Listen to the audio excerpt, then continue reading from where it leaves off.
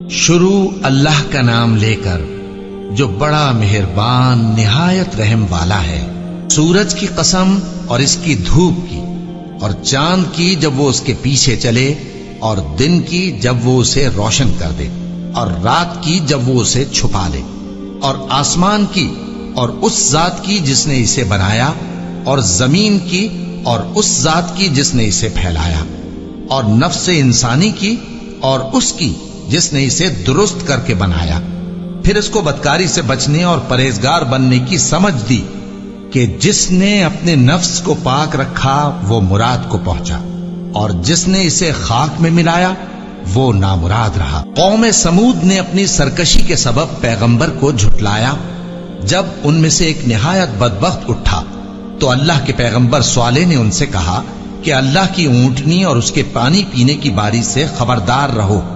مگر انہوں نے پیغمبر کو جھٹلایا، پھر اونٹنی کو مار ڈالا